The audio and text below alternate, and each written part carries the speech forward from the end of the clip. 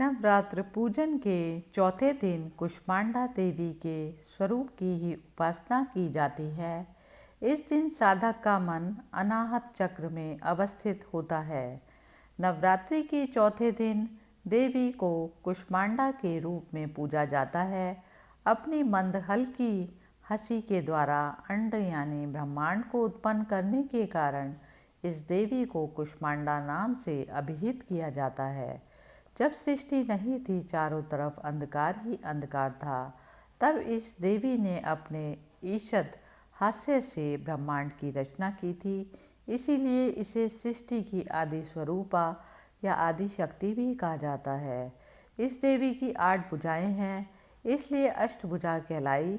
इनके 7 हाथों में क्रमशः कमंडल, धनुष, बाण, कमल, पुष्प, अमृतपूर्ण, कलश, चक्र तथा गदा है। 8वें हाथ में सभी सिद्धियों और निधियों को देने वाली जपमाला है। इस देवी का वाहन सिंह है और इन्हें कुम्हड़े की बलि प्रिय है। संस्कृत में कुम्हड़े को कुष्मांड कहते हैं, इसीलिए इस देवी को कुष्मांडा कहा जाता है। इस देवी का वास सूर्यमंडल के भीतर लोक में है। सूर्यलोक में रहने की शक्ति क्षमता केवल इन्हीं में है, इसीलिए इनके शरीर की कांति और प्रभा सूर्य की भांति ही दैदीप्यमान है।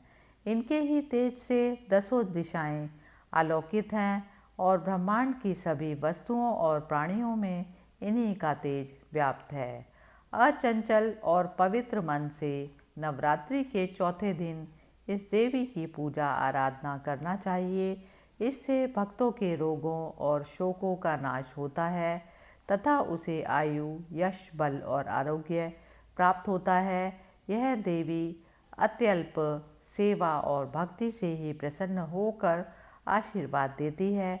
सच्चे मन से पूजा करने वाले को सुगमता से परम पद प्राप्त होता है।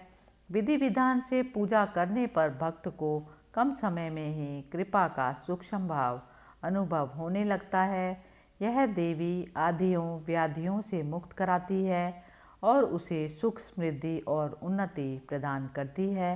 अंततः इस देवी की उपासना में भक्तों को सदैव तत्पर रहना चाहिए।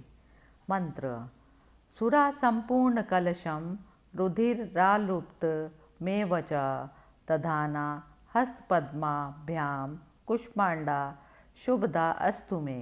कुष्मांडा अर्थात अंडे को धारण करने वाली स्त्री और पुरुष की गर्भधारण गर्भाधान शक्ति।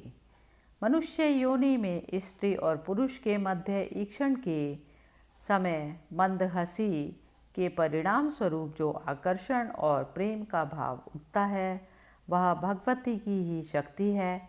इनके प्रभाव को समस्त प्राणी मात्र में देखा जा सकता है।